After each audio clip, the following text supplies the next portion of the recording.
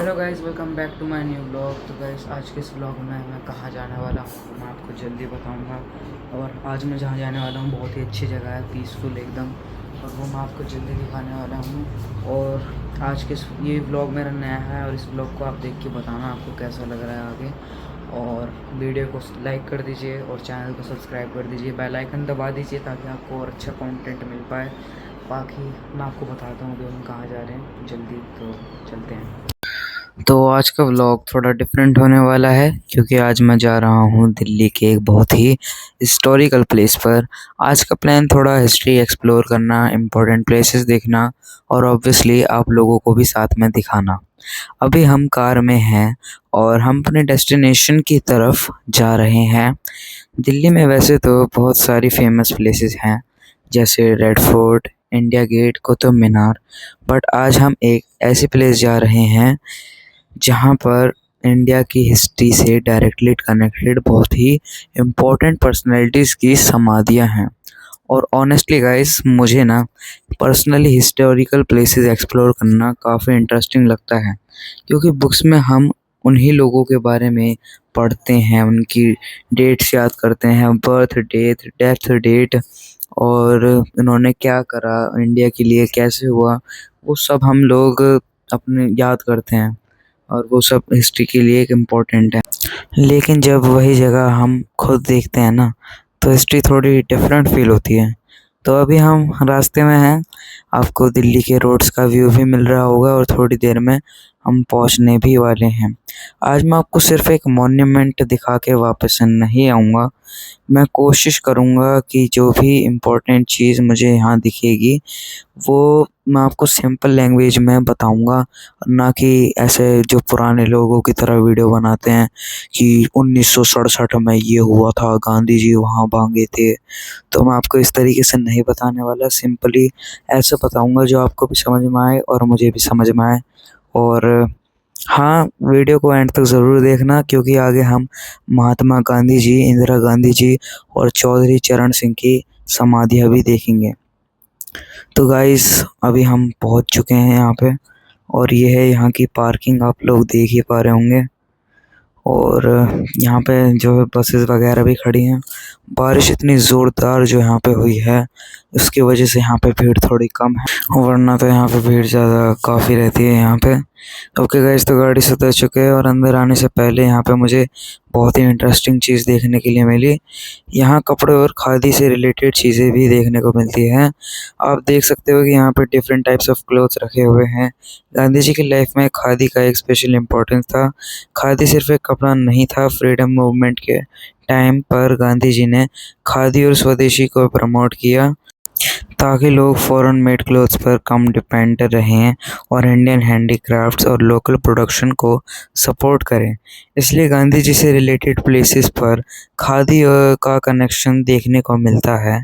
और मुझे पर्सनली ये चीज़ इंटरेस्टिंग लगती है कि हिस्ट्री सिर्फ स्टैच्यूज़ और बिल्डिंग्स और बुक्स में नहीं होती। कभी कभी एक सिंपल कपड़ा भी हमें हिस्ट्री के एक पूरे पीरियड के बारे में बता देता है।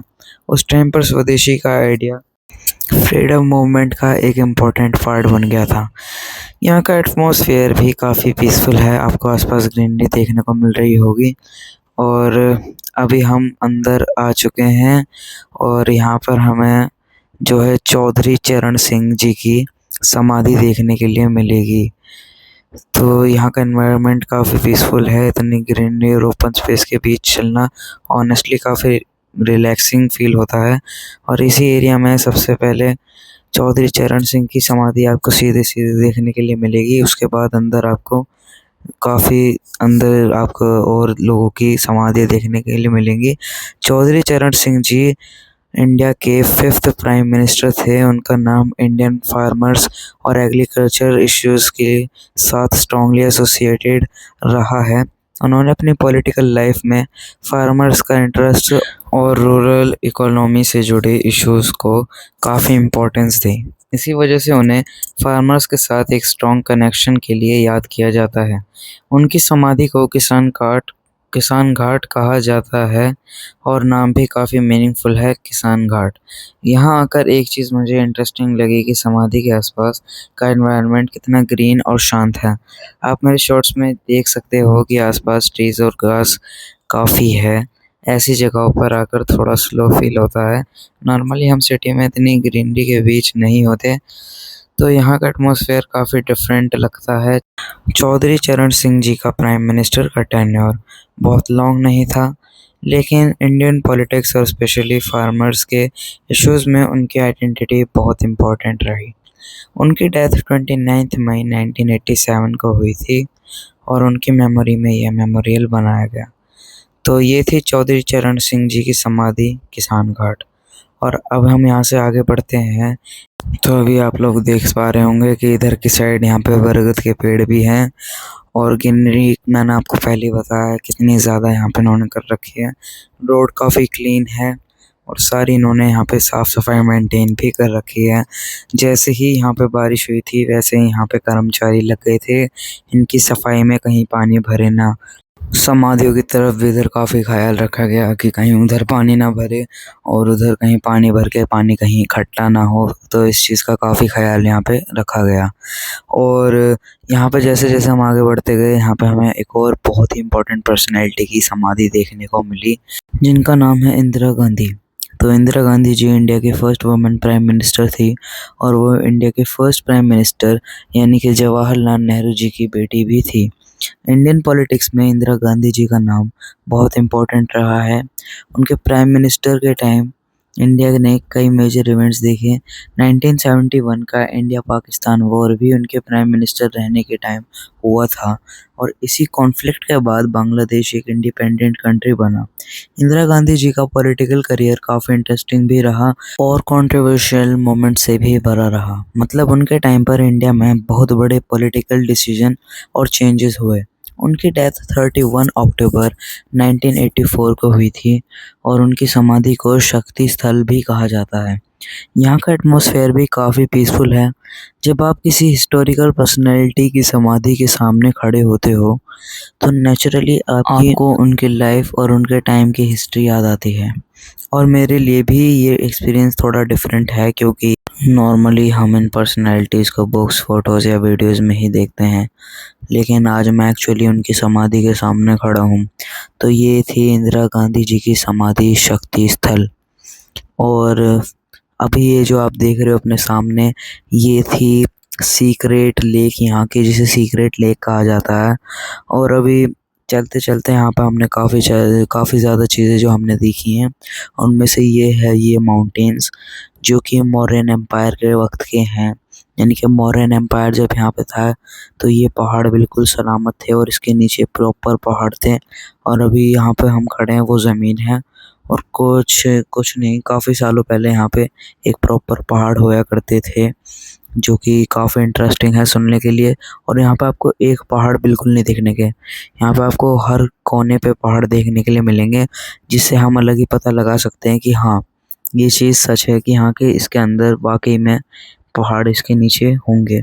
तो अभी चलते चलते यहाँ पे कुछ अंग्रेज़ भी हमें देखने के लिए मिले। और अभी हम चलते चलते आपको एक ऐसी पर्सनैलिटी की तरफ लेके जा रहे हैं जिनको वाकई में ही हिस्ट्री में सबसे ज़्यादा माना जाता है और वह काफ़ी फेमस है हिस्ट्री के अंदर। तो अभी आपको धीरे धीरे पता चल जाएगा मैं किन की बात कर रहा हूँ, जो कि फेमस है अपने चरखे के लिए। अब आप इससे ही समझ गए होंगे जिन्हें बापूजी कहा जाता है और जो सत्य की तरफ ही रहते हैं। तो अभी आप समझ चुके हो मैं किन की बात कर रहा हूँ, और कोई नहीं बल्कि महात्मा गांधी जी। तो अभी हम चल रहे हैं उधर ही जहाँ पे महात्मा गांधी जी की है समाधि, जिसे राजघाट कहा जाता है।